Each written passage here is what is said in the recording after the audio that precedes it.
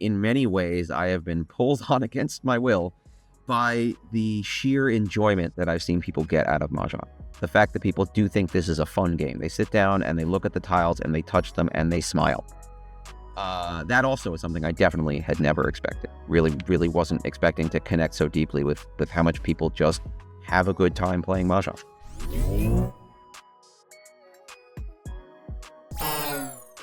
I've been really looking forward to this conversation. 15 years ago, my guest named his living room game nights the U.S. Professional Mahjong League. And after a couple hee-hees and ha-has, he has now taught over 1,000 people how to play Mahjong, opened Manhattan's first Mahjong parlor, and is organizing the 2028 Riichi World Championship. He's the founder of the U.S. Professional Mahjong League and Sparrow's Nest, David Bresnick. Let's get straight into it.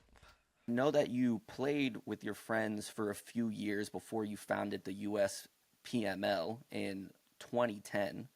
So what made you go from, oh, this is just kind of like a Friday night thing to, okay, this needs to be bigger? That's a really good question. And I guess it was a little bit of a flight of fancy. It was a little bit of the idea of, we'd moved on already, I think, from 2006, 2010. We'd moved from being just, 3 or 4 of us we hadn't played to having like 2 to sometimes even 3 tables in my living room. So like we'd already amassed a good amount of people who liked doing this and were already kind of friends or friends of friends and stuff like that, right? So there's the idea, this is cool, this has legs, this is interesting. And we'd gotten to the point where we were like reasonably competitively capable. And at that point, it's like, hey, I just kind of thought, maybe this is a thing. Maybe this could be a club or a group or something that kind of grows past just I do it in my living room and into something bigger. And we might as well kind of, I guess, aim a little big with what we want to accomplish and call ourselves the U.S. Professional Mahjong League, which I was roundly lambasted for by people all over the internet at the time for using the term U.S. Professional Mahjong League. But I thought, let's aim high and see where we go. Yeah, that's a really interesting path to follow, because I feel like most people, including myself, went from kind of had a similar story of you started playing with your friends and teaching your friends and getting together regularly before it turns into something bigger. But I feel like a lot of people have gone more down the route of like, oh, let me start my own club and just like start hosting local events and everything.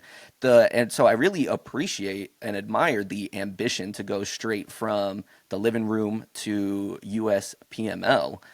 And so doing that, especially for Riichi, and at the time that you guys were doing it, I know that there weren't a lot, if any, English resources on Riichi Mahjong. So how did you actually learn how to play correctly? So originally it was a combination of a few different things. Our very first game, I've told the story many times. Our very first game was kind of cobbled together what I'd seen, what I'd read in the EMA rules that were available at the time, what I'd gleaned from Jen and Garth's website, and we played very incorrectly. It took us like 4 hours to get through a game. It was, we had fun, but it wasn't right? As we played more, we obviously spent more time, a lot of that came from, frankly, Jen and Garth and RiichiMahjong.com, which was a huge resource at the time. Osamako and Osamako's blog was a very big resource available at the time. The Osamako IRC channel, with this before Discord, so we just had an IRC channel, so all those things. And then on top of all that was playing online a lot on Tenho. And so being able to actually play online. So there was a lot of like, go out, play, get experience, kind of understand these rules, and then bring them back home and read about them, which is how we got to the point of having a fairly stable rules base of how we understood the game to be. There actually was, no one's seen this ever, but there actually was a USPML rules that was written up in around, this must have been like 2011, 2012 or so. We never published it, but we did actually, because we felt, okay, well, we're playing and we have a set of rules and we should really solidify what our rules are, which wasn't really that different from anyone else, but it was just our kind of telling of it, so to speak. And so you reached out, or you mentioned reaching out to Jen Barr and Garth Nelson through their website. And so how was that before there was really a Western community here? It was all just online on forums. and just word of mouth? Yeah, I mean, so really what you had at that time was you had Jen and Garth and Gemma at that point were reaching out kind of together through reachmahjong.com from Japan back towards the West, but they're all English speakers, so they can do that pretty comfortably. You had Osamako's blog was really the major, one of the major windows into the Japanese scene at the time. There was Mahjong News in Europe, which also kind of carried some amount of Reach Mahjong information, but most of it was forums, and it was that Osamako IRC channel, which has become like the Mahjong Discord that many people might be familiar with. That's kind of the descendant of that IRC channel. And so those were really the major places to go if you had questions about, like, how do I do this? How do I interpret Tenho? How do I even log into Tenho? Like, stuff like that. That was really all you had. And you don't speak Japanese at all? I'm sure you've picked up something, but I've picked up very, very small snippets of ability to, like, read and very, very, very diminutive Japanese language ability. To be honest, like, something like Tenho. Now, there were a lot of conversations about this, but I will say it's not like wildly hard to learn enough Japanese or to recognize enough Japanese to be able to effectively operate the Tenho software to play Mahjong. It is not a smooth on-ramp for a new player. It's not like what I would ask people to do, but it's not so hard that it's undoable at all. There's really, like, 8 to 10 things you need to be able to read properly. When like earlier in my career, actually, I'd gotten a copy of Mahjong Fight Club for the PSP, and I played that forever, and so I already knew, like, Pong, Chi, Ron in Kana. At least I could read those fairly effectively. Most of the time I even got them right. So, like, those things, it was a bridge, but it wasn't like an impossible bridge if you were motivated. sweet. Yeah, I definitely know a lot about the struggles of trying to get onto a Tenho client as an English speaker. And I know Riichi Book 1 was my way into that world, and also just the world of trying to improve at my mahjong ability as opposed to just focusing on teaching or hosting events or anything like that. Yeah. So the USPML evolved from a local club to helping build more national infrastructure, so like the ARA and WRC qualification system. And so for the organizers who are listening, who are focused on their local community, how do you know when it's time to think bigger? That's an interesting one. I think it has to do with your there's a lot of things. The desire to organize is a very interesting one. I think one of the things that I found, especially at the beginning, and still to this day, there's lots of people who just like Mahjong. They like Mahjong, they want to play Mahjong. Maybe they're serious about Mahjong. They want to get very good at Mahjong. But that's not the same thing as a desire to organize and grow and cultivate a community. It's a different thing.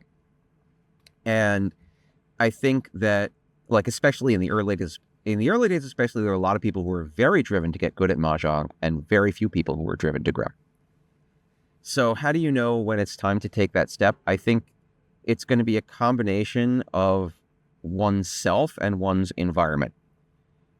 In that you yourself might say, I want to build something. I'd like to develop something. I'd like to bring some of the things I see other places here, and that's awesome.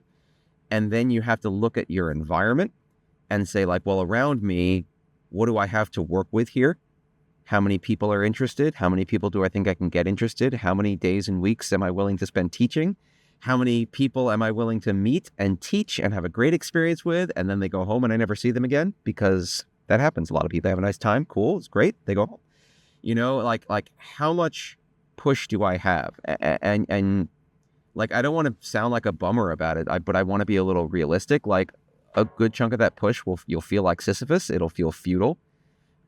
Because you need to have a lot of raw material around you to get enough people interested, to get enough people in the door to start to build that core grit.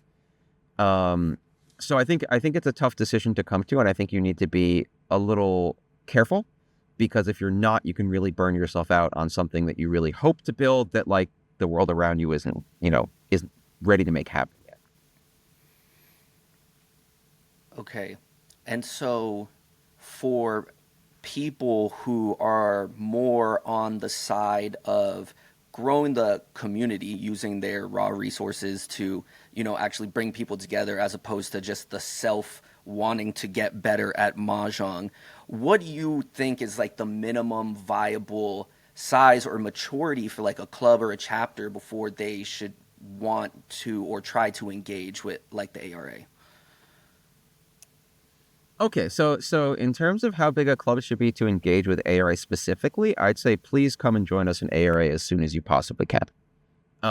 The worst thing that happens is you're a small club. You don't have enough people to have an assembly seat. I believe you need 12 people in the club to have an assembly seat.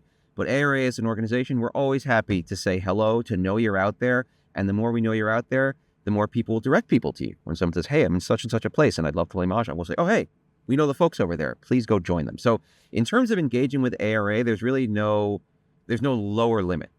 And I think the folks at ARA are very positive about that and really do want to help. In terms of like growth and maturity of your club in general, I think the biggest piece of advice that I have about that is you want to make sure you are maintaining a welcoming space and you want to make sure you're maintaining an open door. Like deep down, Mahjong is fun. People like playing Mahjong and they have fun playing Mahjong. You have a great product that you're sharing with people, right? You have a great thing here. And if you get it in their hands, they'll generally have a good time as long as you keep the space they're in. Again, welcoming, open, and friendly. And if you can do that and you can put the time in, which, I mean, that's a commitment, you will grow. I really respect you, trying to balance the like realistic aspect of it with the, you really should try this. You really should do this if this is something that you're interested in. But just to slightly go backwards a little bit onto more of like your origin, I know you're a really big board game person, and I know that you got introduced to Mahjong through Akagi, the anime. But I feel like it could have been very easy for you to take your love Yeah. of games and even Mahjong, but do it in a different way, do more of like a board game club or something differently. So what was it about Mahjong and Riichi Mahjong specifically that really captured you that made you want to pursue it further? I think it's a few things. The first thing, simply enough, there are plenty of board game clubs. Like they already exist. The world does not need me to make a board game club because there are plenty of places to play board games, and that's not like a new thing or a thing that people don't know about. I think the fact that Riichi Mahjong specifically was so underexposed, people did not know about it. They didn't even know this was a thing to do. Was one of the things that was very appealing to me in terms of like I'd like to grow this. But I think the other factor, the other big factor is I've played a lot of board games. You're absolutely right. There are very few board games that I've really gotten so stuck on that I've wanted to play like again and again and again and really repeat and really see the level of depth in to the level of which I see like depth in Riichi Mahjong. Because really part of the reason that I started as USPML was a little bit of that selfish reason of I want to get really good at Mahjong. If I want to get really good at Mahjong, there needs to be a lot of good people around me to play against. We need to all be good. We need to be good together. And there's a lot of depth there to explore. There's a lot to do. So only by opening the doors and bringing in more people do you get to that point where you're going to have a lot of people who can all try to be good together. And you get that really exciting, like we're learning, we're growing with each other, we're playing off each other sort of thing. And so that goal is really kind of what drove me to say, well, it's not going to happen unless I try to make it happen. And especially like for me, being an organizer and a player, right? I do have that selfish desire to, get better myself, and then also, share that with my community and with my members and my friends and everything. But I have found, at least for me, the issue when it comes to me wanting to get better with the other people is I feel that I'm not that good Of course, I play Hong Kong, which is slightly different, but for sake of conversation, it's the same. How have you used that or like found to be able to transfer that knowledge with the people that you're playing with so we can all get better together? And, so I feel like people have asked me a lot of times in my Mahjong career, like, Dave, how can I get better at Mahjong? What do I need to do to get better at Mahjong? And the number one answer, at least in my experience that I've encountered, is you play more Mahjong. That's it. There's no shortcut. There's no, I mean, you can read theory, you can learn things, you can bring facts into your head for sure. But at the end of the day, the more like playing more is what's going to help you. And I think like over time, I've seen a lot of people travel a lot of different trajectories. I've seen some of the folks that I started out with, some of the folks that I met from that Osamako IRC channel now live in Japan as professional players. That's what they do. I've seen people, I mean, they are wonderful people. They have surpassed me immensely. And that's great. And I'm very happy for them. I've seen people, play a bunch and fall away. They drop out. They don't, they just do other things in life. That was a hobby that's now behind them. I think that like for myself to communicate to help other people get better, the thing that I can do that I found to be really valuable is on the organizing side, is helping people encounter high level play. Things like, how do we get more Americans into WRC so they can encounter professional players, they can encounter high level play, they can sit at the table with people who are all very, very serious and very, very good. Because at least for me, some of the most formative experience I ever had playing Mahjong were those moments where I'm sitting at a table and the three other people at that table are so much better than me.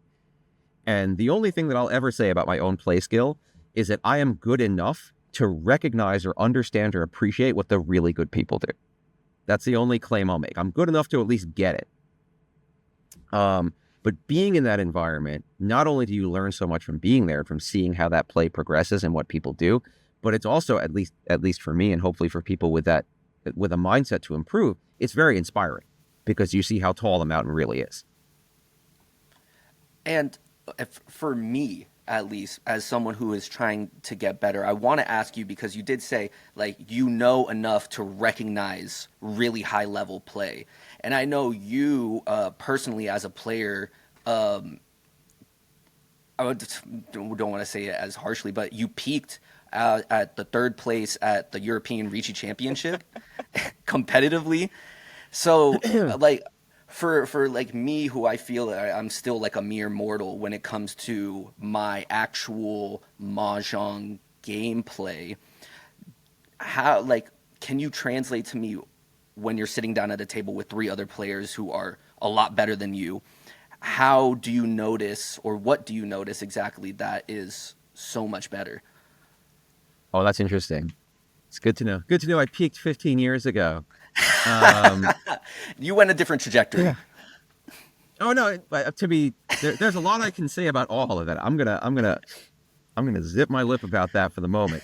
Um, so when it comes to reach, there's a bunch of different things that you can use to evaluate the players around you. The first thing you're going to evaluate is you're going to definitely evaluate their tile efficiency, obviously, and that's very basic stuff, right? Like, do they form their hand properly? Do they form their hand quickly? But when it gets more interesting is when it gets into their push versus fold judgment. And it gets much more interesting when it gets into like what type of value do they insist on building and when. And finally, like at the top of things is like, how good are they at Mawashi? For those not familiar with the term, Mawashi is when you are in a situation where you're maybe not ready to win or close to ready to win, but someone else they're in reach or they're very threatening, and you refuse to deal tiles that are dangerous towards them while also keeping your hand alive and seeing if you can get yourself back into a winning shape while incorporating those dangerous tiles instead of giving them up. So, in case you're not familiar with the term. The very good players will dance and dance and dance all day. They are never more than a step or two away from ready, even while they're holding on to everything you need, and you can feel it. You can just, maybe that's a silly explanation, but like you can just feel it. You can see that they're only discarding things in areas they know are safe, or in areas that they've calculated from your discards or the other threatening player's discards are probably unused or unneeded. And they're holding on to everything else and assembling that into a hand.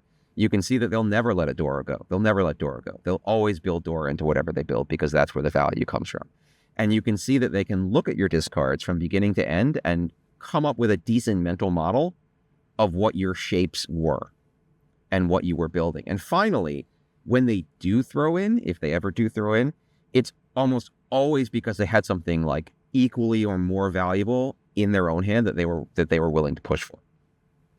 So you can just, it's hard to like really break down precisely like what, the literal game actions that like give you these impressions, but like you can get the feel for how dexterous these players are with like where they live in the tile space and how they like push and avoid versus the other players that take on. That is super interesting. Very interesting. And you explained that really well.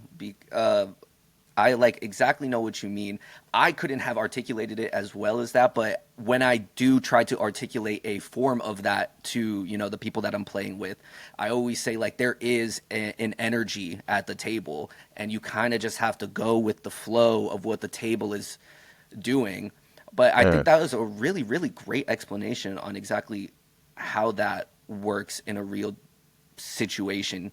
And also to talk to the people who maybe not are familiar with Riichi Mahjong, a Dora tile is just like a bonus point tile. It's a lot deeper than that, but that's essentially what it is. Okay, to go back to the ARA, when it was being built, were there competing visions? And if so, how did you guys navigate that? Oh, what an exciting story. It's a long story. The story begins really in around 2015. So in 2014 was the first WRC, and in 2015 I hosted the New York International Reach Open, which is actually, I think, the first international Reach tournament in America. Mr. Moriyama and Mr. Yamai both came from Japan to participate. It was, I believe, 40 people at the time, which was huge for America at the time. Like 40 nowadays, like nothing. But in 2015, 40 was huge. We had a really good time. A friend of mine actually won the tournament, which was really cool. But at that event was pretty much everyone who was anyone in Riichi Mahjong in the U.S. at that time. And with everyone in the same room, we had the idea like we should try to make our own organization. Kind of, again, we're looking at kind of EMA, we're looking at JPML. We're like, well, we should make one for the U.S. to kind of have a broader body that covers everything going on in the U.S. that will all cooperate. And actually, it was the U.S. and Canada at that time. Both countries kind of came together and made what at the time was called NARMA, the North American Riichi Mahjong Association. And so that was the point at which we started saying, okay, we should have some level of federation. And that organization had a lot of challenges and remains, it remains a difficult thing to try to get everyone under one banner. And so it took quite a while before we were able to really, in the past couple years, revitalize the organization as the ARA. And I think there's always been a lot of challenges in terms of people cooperating, which I'll be honest, I find pretty frustrating. It's very, very frustrating. I think that the U.S. is so big that there's really no ability, I don't think, for any one group to take it all over. But there's always people who are afraid that like an umbrella org like that, they're going to take it all over, which frankly, I don't think anyone wants to do it. I don't think anyone wants to be responsible for additional groups past their own. It's a lot of work. Americans, for some reason, they love the idea of switching rules up. So talking about things like, oh, we should have standard tournaments. It'd be like, no, we can't have standard tournaments because I like this one weird rule. And it's like, okay, but what if you just had standard tournaments? But there's always challenges along that front. And I think the final thing is it is a little tough to have real meaningful benefit. Like, what is the benefit of being part of this group other than just the philosophical benefit of, oh, we're all going to kind of work together? Like, we don't really have much revenue. Like, we don't have money to be distributing to people. We don't really have too much resources to be distributing to people that aren't being given away free online anyway. So there was always a little bit of like, we're not sure why. And I think building like doing things like WRC qualification and event certification is starting to really help put a much stronger why behind, like, why be involved with ARA? Well, we have event certification and tournament observers. We have qualification to other events. Like, we now have a much better slate of bonuses for people who are interested in kind of communing. So has the fears or the problems really been like rule set based? Is that the majority of the drama? Um, kind of, yeah. There's a lot of dramas, and many of the dramas repeat themselves regularly every 3 or 4 years as the people who did it have left, and then new people show up. Yeah, the like, actually, I know how to make perfect mahjong. Perfect mahjong is with these rules is a very common one. It's happened over and over and over again. Um, is perfect mahjong with these rules? I don't know, but there's always someone who's like, there's always someone like, you can't tell us how to play. We want to play with, 28,000 points to start because we've decided it's the best way. Okay, like again, this has happened repeatedly. It never lasts, but it always happens. Yeah, it's a lot of, I think you get a lot of very individualistic people in small hobbies, and there's nothing wrong with that. But when you start saying like we should just pick a standard, I think that a lot of times people do not have the experience of understanding why a standard experience is very good.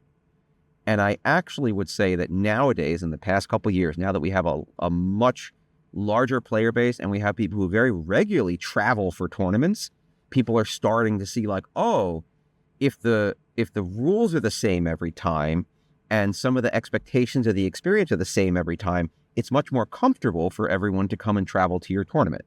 If they know how it's going to work, they know what it's going to be, they know there's going to be an observer, they know all these things, right? Suddenly they're like, oh yeah, sure, I'll take a flight out there, I'll go to their tournament.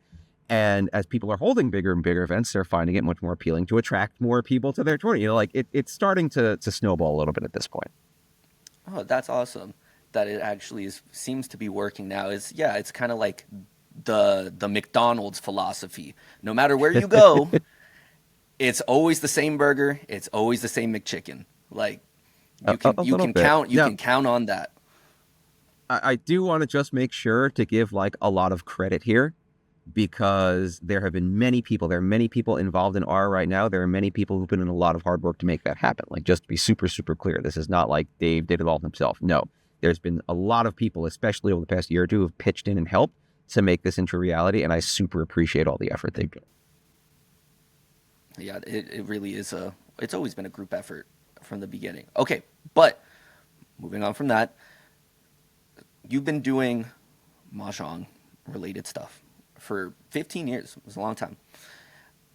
So can you tell me about an event or an initiative that didn't go well, completely flopped, or something Completely. that taught you the most about what not to do? Oh, okay. 2014 PAX East. 2014 PAX East was the That first was the time first one? we did. It was the first one. So I'd been hanging out in some board game IRC channels, and I met some people there. And through those people, I got a very surprising line in to possibly exhibit at PAX East. And I was like, sure, why not? Like, how hard can it be? And it was really hard. There were a lot of things I did not know about exhibiting, and it was a disaster on so many fronts. Like our, the logistics of the event were pretty disastrous. The lodging for staff was a disaster. The booth was disorganized. Like everything was just such a horrible, horrible mess at that event. Um, that I think that was really the worst event I'd ever done was that first time, for sure. And that first PAX event, I did read somewhere that you actually went to Japan to go get an automatic, to negotiate for an automatic table to present at PAX. Can you tell me that story? Because I feel like, especially at that time, um, like, how did you even know about that? So it was a little bit of a long story. And that first pack, so I had been to Japan a few times, and I had met the folks at Alban at that point. Um, And so given that I had met them and had at least some relationship to them when I was going to PAX, so I'm aware that automatic tables exist. I've seen how Mahjong's played in Japan. So I'm like, okay, I know these things are real. And so when I'm like, oh, I'm going to do this, I'm going to go, what's the coolest thing I could possibly bring to this show? I'm like, well, it's an automatic table. So I worked with Jen, and I was like, okay, well, here's my idea. I don't want to buy one because they're really expensive. But what if I put in a deposit and they shipped it to me? And then I'd have it for PAX, and then I'd ship it back, and then I'd get the deposit back, and that'd be fine, but we'd show it off at PAX. They could ship me a used one, like, it's fine. But we'll do that. And Jen spoke to Mr. Funikoshi over at Awan, and they made it work. So they shipped it in for PAX. Of course, as with everything having to do with PAX, that PAX specifically, the shipping was extraordinarily expensive, wildly expensive. I think it ended up being about $3,000 just to ship. Yikes. And so, it was not what I wanted to do. And that's why I ended up keeping it. Because I was like, well, I can either ship it back for another, $3,000 in the hole, or I can just like pay it off and be like, at least I got something out of this. Oh, that's awesome. I didn't know that you actually ended up keeping the table after that. Do you still have that table? Still in service. Awesome. That's awesome. Okay, so from learning that all the learnings that you got from that PAX event, what is a mistake that you see new organizers make that you made early on? Not necessarily at this PAX, but just in general. Oh, there's a lot of different angles here. I can get real opinionated about this. But let's start at the very beginning. I think the big thing that you need to be really careful of as an organizer is appreciate your staff and always treat them well. Something that I firmly believe is that we have nothing more valuable in this life than our dreams, right? And anyone who volunteers to help me with my dream, they are giving away their time in life to help with my dream. That is in many ways like a priceless gift. So always treat your staff as well as you can. Always be good to your staff. I think that's one of the one key things. The next is never mess with unions, and don't ship to the convention center. That's another good one. These are little tips that will save you literally thousands of dollars. So please don't do those things. But maybe to be a little more broad about it, be aware of and careful about your fiscal exposure. I do see a lot of organizers doing things like setting up events. Like, oh, I'm going to run an event. I want to run a big tournament. And then they'll sign a contract with a venue on their personal signature. Please don't do that. Please take care of yourself. Get a business entity, get a corporation, get something to stand between you and that contract. Because things like that can end up being really financially ruinous. And if you're signing on your own and you don't have a corporate entity in there, you are liable. If someone falls and breaks their leg and you get sued over the medical expenses, like, you personally are liable if you don't have a business entity in there. So please dream big, try to do cool things, but protect yourself financially. I would hate to see someone get like demolished like that by a lawsuit or an unexpected problem because they didn't protect themselves. So I think that would be another big warning. But speaking of staff and business entity, you own and operate Sparrow's Nest Mahjong studio in Manhattan. Tell me about the genesis of that idea, because it is the first of its kind in New York. And I feel like that was a really big idea and undertaking. Tell me about the genesis and how is it going? So the idea of Sparrows is a pretty natural outgrowth of trying to run events here in New York, because the very first thing I realized is the most annoying part of trying to run events here in the city was schlepping all the gear around, right? And even for my first event, I was like, I want proper Mahjong tables, not auto tables, but like I want folding hand shuffle tables with like a rail on them. I want a proper play service. I want nice tiles, all that stuff.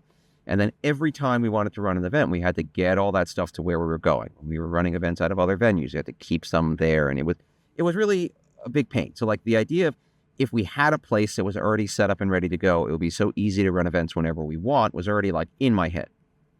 In fact, many years ago, I called about a free office space on St. Mark's. It was like on the second story around St. Mark's Place. I'd called about that, being like, I wonder what it would even cost to get that space. I wonder what it would be like, but I didn't have the resources to do it. Around 2018, 2019, I was also looking at spaces, thinking like maybe if we had a space, we could really, really start to kind of ramp up operations. But the pricing was very high, and it was the only space I could find like out in Brooklyn. Now, I don't recall, in terms of firsts, I believe PML opened one of the first like public parlors, and I know they did it before me. I don't recall if they were open 2018, 2019. They might have been. I just don't remember the date. Sorry, PML. I love you all. But it wasn't until really post-pandemic. So post-pandemic, Manhattan office real estate had been emptied out. Pretty much any company that was small to mid-size was just like, why pay for office space when we could not and be remote? So I was, when I was getting back in my groove of like working and going places and doing things, I was like, you know what, like maybe it's time to look again. And I ended up spotting this really choice piece of real estate. It was 36 West 36th Street, and it was priced to move. It was really cheap. And I was like, well, I'd also been very, very fortunate and come into a little bit of a windfall. And so I was kind of like, this windfall would pay for me to try this for a year or two. So I either try this now, or I spend the rest of my life being like, man, I sure remember that time I could have tried this. I sure wonder how it would have turned out. So I was like, well, let's go for it. And everyone told me not to. Everyone always tells me not to. I don't listen to them. But some of my closer friends did say like, this is a big risk and you should be careful doing it. And I was like, well, I know it won't destroy me. Even if it goes badly, I'll be okay. So let's give it a shot. And so I grabbed the space, and we actually just 2 days ago, I returned the keys to that space because we moved to our new space now. But that was 3 years this past month. Amazing. Full circle moment. Returning the keys. And, I remember last time when we spoke off podcast, you were in or about to make that move. How did that go? It was a tumultuous move. We had to do it real quick. But it's gone really well. The new space, we have it all set up. We still have to do a lot of the decorating, but we have all the tables in there, and we have everything kind of arranged, and it's so much nicer. It's about twice the size. We have room for all the things we want to do. We can fit, 15, 16 tables in the main area without it feeling cramped or crowded. The skylights are beautiful. Like, I'm very, very happy with it. And it's just a much more comfortable place to be. That's awesome. But okay, to get more specific about it, on your website I was looking, and it says you're charging about like $5 an hour per person with the 16 automatic tables that you have. Can you kind of walk me through the economics of that? Like, how many people a week do you need to like just break even? So if you're talking like numbers are hard. So right now we're charging $5 per person per hour. So that's $20 per table per hour that we get. Those prices probably will be going up given that we've moved to a new space and stuff like that. We're looking at what our new pricing table is going to look like. So that'll be kind of determined in the next couple weeks. But in terms of break even, the key factor in break even, now I also remain, to be super, super clear, incredibly fortunate. And there are two things that I'm going to say around that good fortune. The first thing around that good fortune is that like I have a wonderful squad of people around Sparrow's Nest. Some of our staff are paid and some of our staff are volunteers. And so like having an amazing group of people who really have worked hard to make Sparrow's Nest a reality is what has made it able to do so well. My other minor corollary from that is I do not personally profit in any way, shape, or form from Sparrow's Nest. I only say that to be super clear because, like, frankly, like, I'm not going to take money out until literally everyone else involved in doing work for Sparrows is being, paid appropriately. So, like, I just like to be really clear about that. Also, it's not my career. It does not support my life. It is a work of passion. So in terms of break even, really what we found, at least in old Sparrow's Nest, was like, I'd say you're breaking even if we're pulling in about $6,000 to $8,000 a month, somewhere in there, is going to be able to cover a reasonable like rent and wages and all the other sundries. Um, and so that ends up being, if you're talking about $20 a table, that's what, let's say we're looking at that $8,000 number. It becomes 400 hours of table play a month. Given that we're open 4 days a week, we got 16 days, so we can divide that by 16, which is 25. So that's about 25 hours, 25 total hours worth of play a day. So really, if we have 3 or 4 tables going at any given time, we're about on track. And that's not counting things like memberships. That's not counting things like events and rentals. That's not counting things like lessons and instruction. So it's actually not unreasonable to break even. Obviously, in the new space, like, our rent has gone up substantially because it's a much larger, much nicer space. So we're adjusting for that fact. I have had people ask me like, oh, should I open a Mahjong parlor? Oh, should I try it? And my answer generally is, it is hard. It is not a lucrative business per se at this point in time, which is fine. But be prepared to be putting in a lot. And if you're in a smaller area, it's going to be really hard to find an audience that's going to really build a community. So that's going to be your first goal. And what surprised you the most about operating this physical location versus just running events? Um, I think like how much easier it was in a way. Um, the thing is, like, for events, you have a lot of things around the event, right? You got to advertise the event, you got to secure a venue, you got to get all your stuff there, you got to make sure the event is a specific happening. You got to make sure that happening really works, right? For Sparrow's Nest, I open the doors and my stuff's already there because it's already set up, right? And people come and they play Mahjong, and their expectation is that they're going to be able to sit and play Mahjong. They're not expecting necessarily a specific event. So it takes time and effort and investment, and you do have to be nice to people and, build up your community. But that's the other final thing is, because you're there all the time, unlike an event, you do build a community. So a lot of the people who come to Sparrows, they know each other. They're glad to see each other. They hang out with each other. They talk with each other. They entertain each other, which is great because it means I don't have to entertain them, or I can hang out with them and be entertained with them. Like, it's a little bit less immediately stressful than trying to make sure your event goes very well. And then a lot of the work goes into the larger scale, like, maintaining the space, coming up with procedures for opening and closing, making sure people are properly scheduled for staff, like those types of things, really setting the picture in a larger sense. But the day-to-day is much more like chill, I find.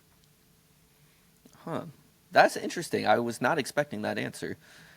But it does make sense. Definitely an event does feel more high pressure because it is just a one time Yeah. thing. But so Sparrow's Nest, I know you guys accommodate all the different types of variations: Japanese, Chinese, American, Riichi, obviously. Why did you make that choice? And does it work? And do the players of the different variations actually mix, or do they tend to kind of self-segregate? Uh, so I made that decision because I am not a totally incompetent business owner. Yeah. Um, in other words, like, if there are people, I mean, at the end of the day, Mahjong equipment is great for playing Mahjong. If there are people out there who play Hong Kong, let them come and play in my place. That's cool. If there are people that are playing American, let them, like, I'm very happy to have all types of Mahjong in my space because, frankly, there's not very many public Mahjong spaces in New York. We were the first one. So, like, at least to my knowledge, we were the first one. Let's be fair. But, so, just because I love Reach and I don't know how to play American really, and I'm not, actually, Hong Kong's fun, but I'm not like the biggest Hong Kong fan per se. Like, doesn't mean that folks who play those games shouldn't be welcome, because everyone should be welcome, right? That's how you build a community. Sorry, there was a second half to that question, and I have blanked out on what it was. Do the people who play different variations, do they Uh, like mix typically, or do they self-segregate? so it really depends. I found that, like, you'll get a bunch of different types of groups. So sometimes we'll get like a particular table, right? A group of people, they know each other already. They're coming in to play Hong Kong, and they're kind of their own little club because they're all friends with each other. So they're just hanging out. That's cool. We'll do like regular meetups. So we have like Japanese Mahjong meetups and Hong Kong meetups on alternating weekends. So generally speaking, the people, those meetups all want to play one type of Mahjong, and that's cool. But there definitely is a good amount of cross-pollinating where it's like, and this happens, I think, because of like the nature of Mahjong, because you'll have like, if there's a table of three and they want a fourth, they're going to be like, well, who wants to be the fourth? And sometimes that means a Hong Kong player gets pulled into a Riichi game. Sometimes it means a Riichi player gets pulled into a Hong Kong game because everyone does kind of know each other and they've seen each other around before and they'll play with, it's like, you're cool. I'll sit down and play with you guys. Just like tell me what the rules are and I'll do my best. So you definitely do get a lot of interesting experimentation and people like trying out some rule sets they might not have tried before, learning them and seeing what's up. Oh, that is really cool. I pretty much figured that it would be most people kind of like stayed to their preferred version. But definitely, it does make a lot of sense, and it is cool that people do cross pollinate like that. Okay, so for the more Pardon me. the Japan connection, right? You flew to Japan to go acquire that Amos Ultima automatic table for the PAX. And then you helped run the crash course for bringing Western players to Tokyo. What have you learned from Japanese Mahjong culture that you've tried to bring back to America? Oh, that's very interesting. I think there's a bunch of things. I mean, there's the basic things, right? There's like the etiquette and all the specifics of how you play. Those things aren't like wildly important. I have learned them, but they're not actually the most important things in the world. I think something that I have learned that I've always really that I've sought to bring back is the idea that there's more than one answer. I think a lot of Western players of Japanese Mahjong, at least, who get very fixated on the game, they get very hung up on this idea that there must be a right answer. They'll do things like they'll use Naga. Naga's one of the Mahjong AIs, right? And they'll sit there and they'll run everything they do through Naga. And then they'll try to make sure that what they do is what Naga said they should have done, because clearly the computer will tell them the right answer, and the right answer is what they should do.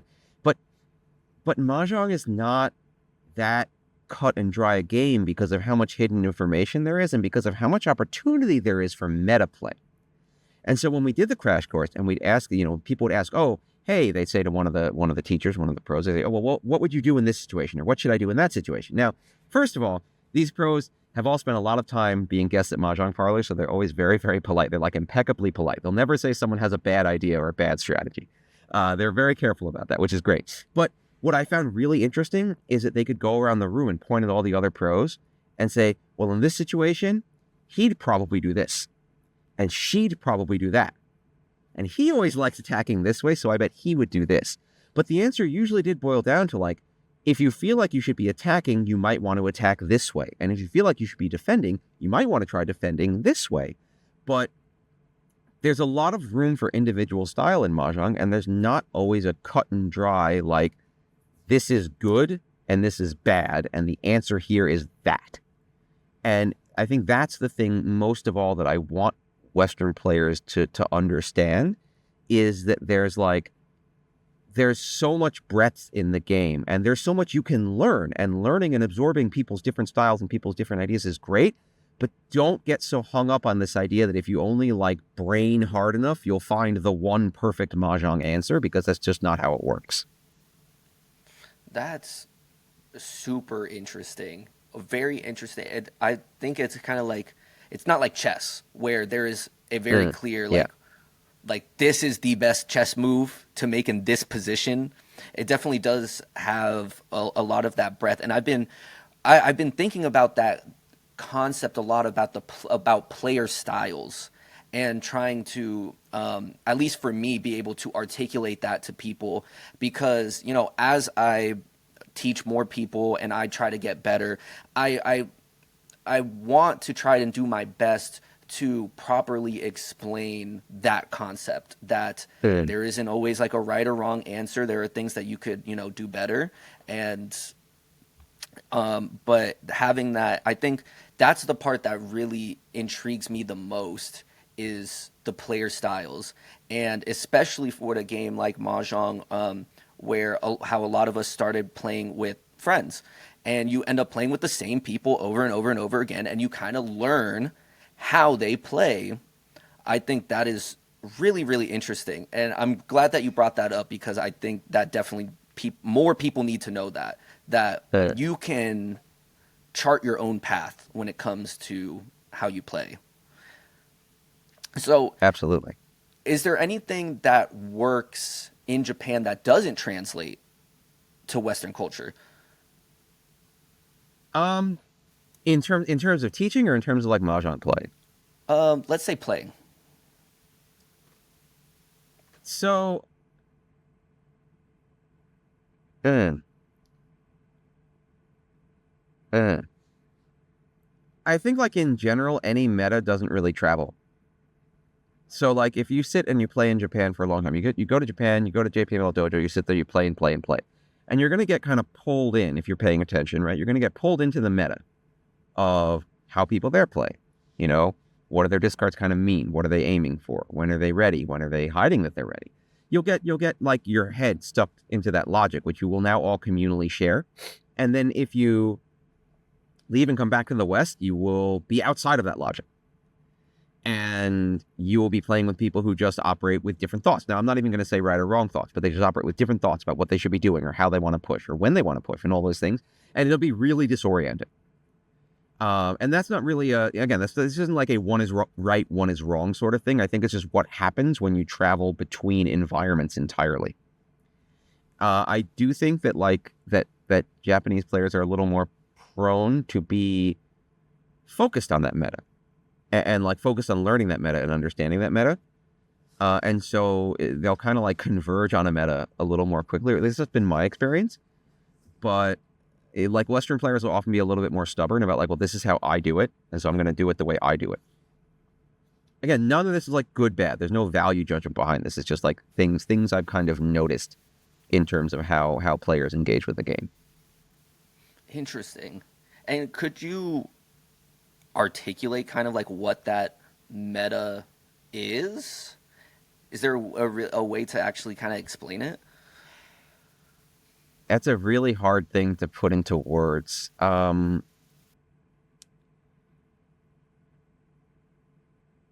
would I say it? It's like as you play, you're watching what people are holding on to and what they're discarding. And the things that they discard, obviously, are the tiles they don't want, right? Like, that's why you discard them. But the meaning of those discards changes a lot.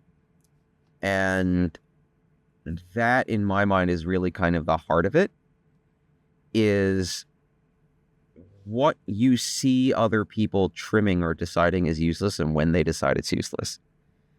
It is really kind of the base. I don't know if there's a good way to really quantify like what that difference is. But like, for example, if you're playing against a very new player, let's say, we've probably all had this experience at some point. You're playing against a very new player, someone who's just learned the game, their discards are almost meaningless because they're kind of just discarding whatever. Like they're not, again, sorry, new player, but they're not very good at tile efficiency. They're not very well versed in the game yet. They don't know how to build for value, so they're just kind of like building something. And so you look at their discard and you're like, well, this doesn't tell me anything at all because it's all random, which is to some degree information anyway, right? And what they're going to do is they're going to try to get three of a kind of a dragon or three of a kind of the right wind. They're going to try to make a really quick hand. That's how they're going to play. You know what they're going to do. And it gets a lot more complicated when you start like assigning meaning to discards, and then you do eventually hit this kind of third tier of meta where the player knows you're assigning meaning to the discard, so they're like kind of aware of what their discards might tell you.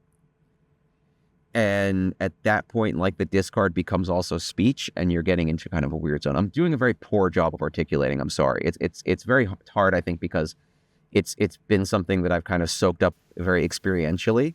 So it's very much vibe to me, which is not an easy thing to kind of pin down. Yeah. And that's understandable because, again, playing at a Mahjong table, you are tapping into the energy of the game. And there's not really always a way to explain how that energy works, why it works the way it does, etc., etc. But I think for me, when I was looking into all of this, knowing or finding out that like the JPML, they have professionals who like that's what they do, and it's an actual viable career path there. Do you think that could ever happen here in America? Oh, man. Well, we do have professional organizations here in America, but to be less what's it called? To be less self-advertising and more on topic. Um, I mean, I do think it's possible. I think it's a little far away to think about doing something where people could have mahjong be any kind of viable career at this point, to be real. But it's like any other sport, right? If people are interested in it, if there's value in it, then yeah, the best players can federate together in professional organizations and say like, yeah, we're gonna pay to do this. There's a bunch of hurdles in the way, mostly having to do with like gambling and legality and things like that.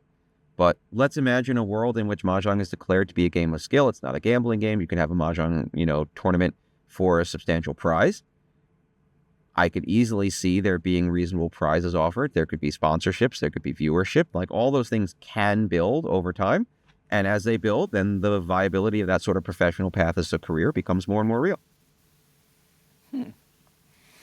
So, and speaking of a professional career path, possibly here in America, you are building the World Riichi professional program, and from the ground up, really. So, and it's the first Western professional certification. What is your vision for this, and who is this for? So just to clarify slightly, World Riichi Professional Mahjong is from the World Riichi Championship Committee. I am a member of that committee. I'm definitely intimately involved in building it. I'm running USPML, which is like the North American instance of that program. Gemma Collins is still the president of WRC and is overseeing its operations in Europe and Asia. So just want to make sure all credits given where credits due of all the people who are working on this, because a lot of people are working on this. Our vision is an interesting one, but it's very similar, I think, to the original USPML vision. Right now, the idea is we want to get the people who really want to be good. Mahjong has grown a lot, right? And that's great, because I've always said you need 1,000 casual players before you can get 100 even vaguely serious players, and 100 vaguely serious players to get 10 real competitors. Like, you got to grow the pyramid, right? And the pyramid has grown. So our vision is, yeah, we want to find the players who are really dedicated to Mahjong. They love Mahjong. They want to grow at Mahjong. They want to develop themselves in their game. Maybe they want to develop Mahjong as a whole, but that's actually not a requirement. And start providing a serious competitive circuit for the United States that's going to feed into our serious competitive circuit for the entire world. And with WRPM, one of the things I'm looking forward to putting together for next year, one of the things we're going to be really excited to be doing, because we have relationships with all the professional leagues in Japan, is to start allowing US WRPM players to qualify and be sent to events in Japan. So some of the larger title matches and some of the other professional org tournaments, like if you're playing, and you deserve to be able to go and play against the best there are in the world. So we want to start that cross-pollination again, start getting more people in the mix, more people having these experiences, and more people getting the level of growth that comes from hitting these real pinnacle competitive events.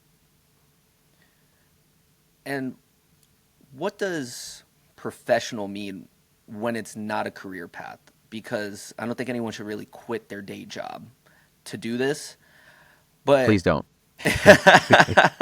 So what is that? What do you think that looks like? So it's really interesting. So way back when, and this is actually one of the things, I'm going to tell an old man story now. But like way back when, this is one of the things that made Japanese Mahjong really stand apart from other types of Mahjong in terms of how it was perceived historically. So, Mahjong became very popular in Japan, just like it became very popular everywhere else. And in the 80s or so, it was a big boom game, and it was being played by a lot of people, and they were all gambling. I'm not going to lie about it. But Kojima-san in Japan comes up with this idea that you don't have to play Mahjong just to gamble. That you can play Mahjong out of the desire to be excellent at Mahjong. And this is where kind of the idea of the professional player comes from, the professional organization. That these professionals are people who are not playing Mahjong to wager $20 with their friends or to scam you out of your cash. They're playing Mahjong out of their sheer desire to be excellent. And so Japan is this one place where Mahjong ends up getting kind of, I'll say, like esportified, but like formed around it is this idea of people who are playing it just as a game that they passionately believe they want to be great at. And so that's also why Mahjong has one of the most incredible like public lives in Japan and isn't kind of forced into the background entirely as something that people just do in private or just do at home. So that's the attitude that I want this professionalism to be. You're right. It's not a career. You can't quit your day job and live off of Mahjong at this point in time. I would love for that to be the case. Maybe one day it will. But what you can do is have in yourself this attitude of professionalism, of I want to be excellent at this. I do take this seriously. And it's my desire to be a top tier, top sportsmanship, excellent competitor and see how far I can go in achieving mastery of this game. That's the definition of professionalism in my mind that we want to bring forth to people. And do you think that this could eventually expand past Riichi, or do you think it's too variant specific? Because at least personally, my personal opinion, of course, being a mere mortal in both Hong Kong, which is the version that I started with, and Riichi, that I've just dabbled in, I personally don't see like Hong Kong variation kind of following this path of professionalism, and not because it can't, but just because I think the culture around it is more casual. We're hanging out, we're just playing games, maybe we're gambling $20, or maybe we're just hanging out, having a good time. So do you think that it could expand past Riichi? I mean, if the word we're using is could, I would say yes, absolutely. I don't think there's anything about Hong Kong or American Mahjong or any other rule set that makes it impossible for people to decide they want to play in a serious and competitive way. I think it takes a little bit of work. I agree with what you're saying about the culture. From what I've seen, and I also am kind of an outsider to Hong Kong Mahjong culture and to American Mahjong culture, but from what I've seen from the outside, it is generally folks who are more casual, and generally folks who see it as more of a private or home game or a game they just play with their friends and not something to be like serious or competitive about. But that's an attitude, and an attitude can change, or other people can have a different attitude. American Mahjong does have tournaments with some level of competition, but I also don't really see that keen, like, I want to do this very seriously sort of attitude in there right now. But that's also, again, that's just a mentality. So, I mean, obviously I'm primarily pushing this forward in the Riichi community because that's really, kind of been my home. But when that happens and when we get somewhere, I wouldn't be surprised or shocked if folks in other Mahjong communities looked and were like, hey, I'd love to build something like that too. Sweet. Yeah, it would be cool. I can't lie. It would be really cool. But I think something about the particular rule set, even though, of course, everyone has their own way of doing it, I do find the general rule set of Riichi to really kind of push for that. I want to get better. I can get better. I want to excel at this game. Okay, so, but speaking of like getting better and everything, you are organizing WRC World Riichi Championship in 2028 in New York City. But you did host in 2017 that same thing in Las Vegas with 224 players. What's different this time, and what scale are you planning for? Ooh, these are the questions I can't necessarily answer, but I can answer some of it. So in terms of what's different this time, well, quite a few years have passed. I am older and wiser. I had a great time hosting 2017 in Vegas, but I have decided I would never do it far away ever again. It's too difficult to try to set up an event when you can't like actually just go places and do things. That being said, a lot has also changed in terms of WRC and in terms of the world. Again, Mahjong has grown a huge amount, which is great. We've seen this huge increase in organizations. We've seen this huge increase in professional organizations. WRC 2025 this year, it was back in Japan for the first time. It was brought home to Japan, which was amazing, and it was an amazing event. Not only was it an amazing event, all credit to the folks who organized and ran it. They did an incredible job, but it saw television. It saw pretty solid viewership. It saw pretty solid sponsorship. We're starting to see people paying attention to Mahjong and wanting to keep paying attention to Mahjong, and that's great too. So 2028 in New York has a lot of energy behind it, a lot of positive energy behind it, and a lot of room for growth. So I am actually very excited about our potential for doing something big here in New York. In terms of what scale I'm planning, I can't confirm anything, and I'm always very hesitant to say what I can't confirm, but I want it to be big. I want it to be bigger than 2025. I want it to be bigger than just Riichi Mahjong if I have my way. I want it to be kind of almost a celebration of all types of Mahjong if we can do it. These are big ifs. Again, nothing's confirmed. I just have to be super clear because I'm very particular about that. But I mean, my ideal vision is that 2028 is like a Mahjong convention with the World Riichi Championship as kind of a tentpole event at the center of that, and lots of excitement from Hong Kong Mahjong community, from the American Mahjong community, from any Mahjong community out there. I think we have enough going for us to get everyone in one place and have a real big party. Absolutely. Like, I already am planning to be there, regardless of what the extracurriculars are, or if I plan to be in it or not. Which, by the way, I'm not. I don't plan on playing, but definitely, and especially the way that you're speaking about it, and can't confirm nor deny anything, but I can see the vision that you are laying out in front of me, and it's super cool. And first, I just want to say, great, that's awesome. In 2025, though, the U.S. got triple the seat allocation. Do you know what drove that? So what drove that really was the fact that the game expanded a huge amount in the U.S. I mean, in 2025, the U.S. was able to regularly throw 100-person tournaments all over the continent. Like, we did such a great job. We've grown our player base so much. There's been so much growth. And that seat allocation was a reflection of the huge growth that had happened in the U.S. over the past, 5 years. That's awesome. That's awesome. I love that it's growing. And I love your passion and enthusiasm for it, because it really just oozes through. And I'm like, I'm getting excited. I don't even play this version of Mahjong for real, but I'm excited for this.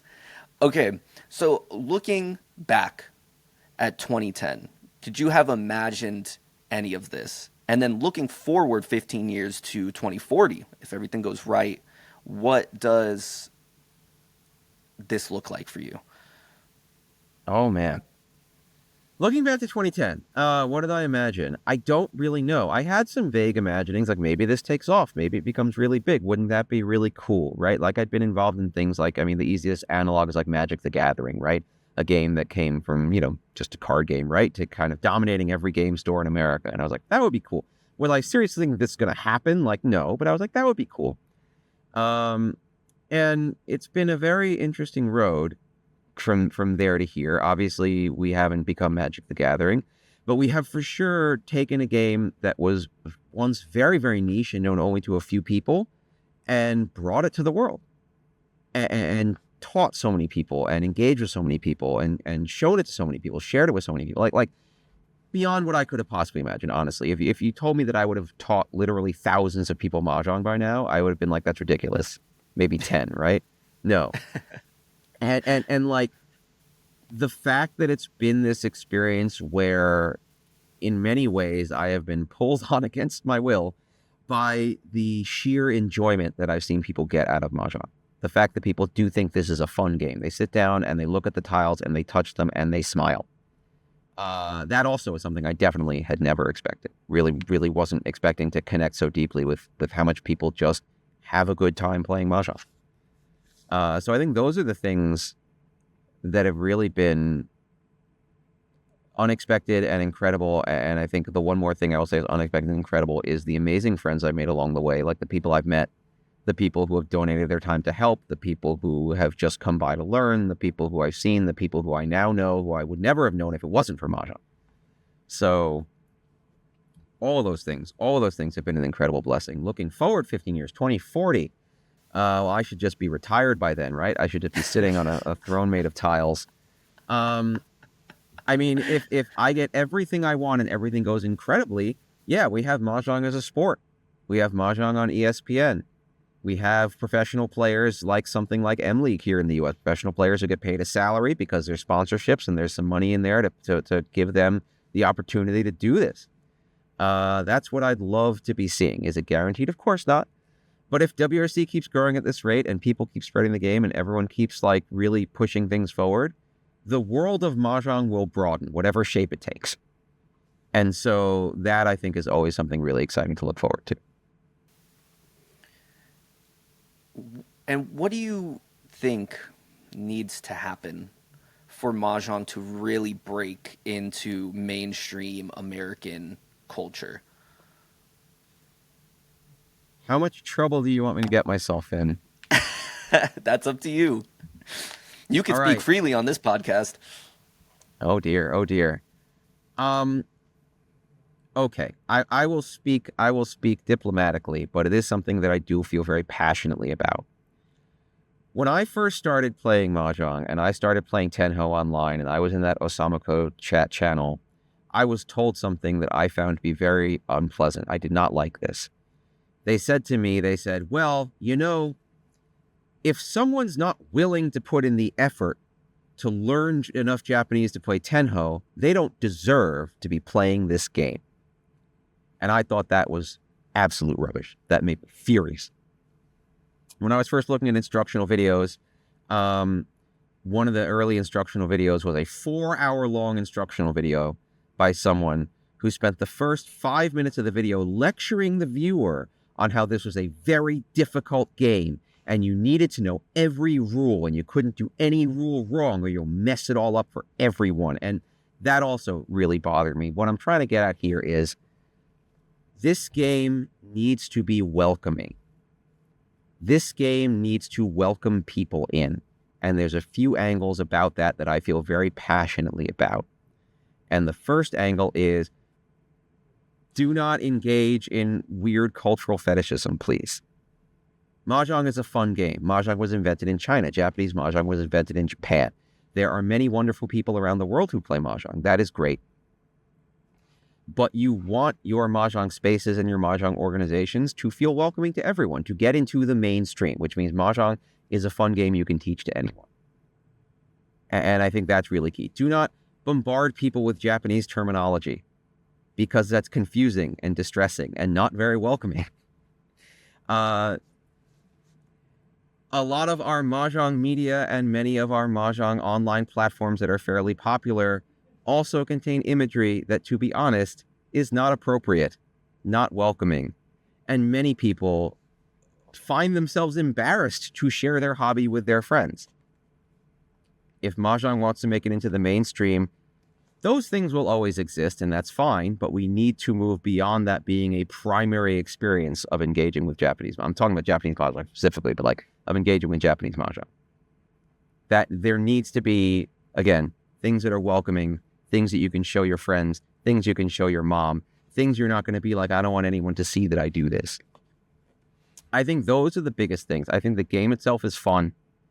I think the competition is great. I think overall the American player base has pretty positive attitudes and generally wants other people in. Like, we have a lot of things lined up really great for us, but that's the thing that I think is important to remember is like, stay away from being a niche hobby that elbows other people out with its peculiarities, and try to keep that door open to welcome more people in.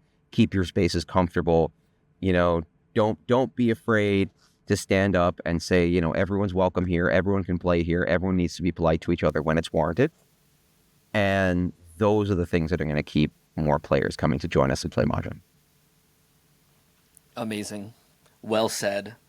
And I also have things to say, but I just won't, because I know exactly what you're talking about, and we just won't get into it. Okay, So to wrap up here, do you have any messages, or what message do you have for someone starting a Mahjong club today? Oh, so for someone starting a Mahjong club today, you've picked a good time to start a Mahjong club because these days most people know what it is. And you can say you do it and they'll understand. I think the reality is it's not going to be easy because you're taking on the organizer's role, and the organizer has a hard and sometimes unforgiving role. So my advice would be set yourself some reasonable goals, pace yourself, don't burn yourself out. Please do come to ARA and join us. You'll find a lot of people who are there to support you and at bare minimum give you emotional support, and at maximum direct people your way and help you with resources and help connect you to events and connect you to the rest of the community. Be connected. And finally, be a little patient. Depending on how the population density of your area, it might take some time to find the right people. You might spend a lot of time teaching people who may or may not come back.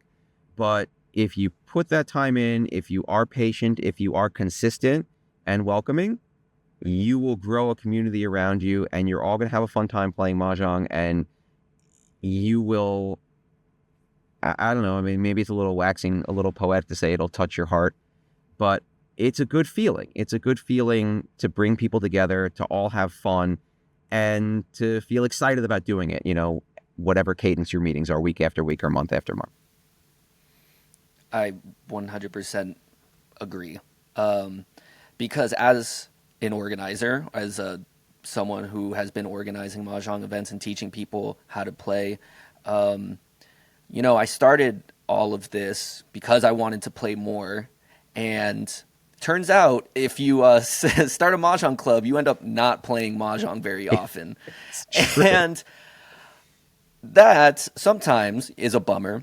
But the thing that really keeps me going, and it seems to also keep the other organizers who I've talked to going, is that community aspect, bringing people together and seeing how much people really enjoy the game, and to see someone like get it and be like, this is fun and I want to come back, is just I can't say anything other than it just really keeps me going. No matter how much I would love to just sit down and play a few rounds and get my hands dirty on the tiles again, it really is such a joy and such a pleasure to bring people together and teach them this game. And I really do owe a lot to Mahjong. Yeah, no, entirely agree. Seeing someone get it is like the best feeling. Absolutely it is. It's awesome. Well, thank you so much, Dave. You are a inspiration and an absolute pillar in this community, and it's always such a joy to talk to you. You are so articulate and knowledgeable and passionate about Mahjong and everything that you do. So this was a really awesome conversation. I'm glad that we had it. No, thank you so much. You flatter me immensely, and I really appreciate it, and I appreciate the opportunity to come and join you tonight.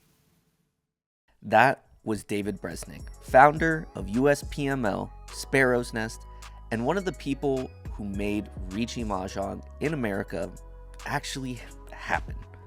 And what really sticks with me from this conversation is the idea of being pulled forward by other people's joy.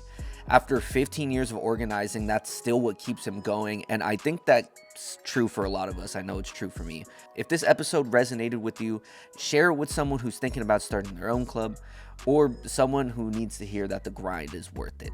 And if you want to connect with organizers like David, check out ARA at USRiichi, that's USRiichi.org. I'm Jacob, and thanks for spending some time between rounds.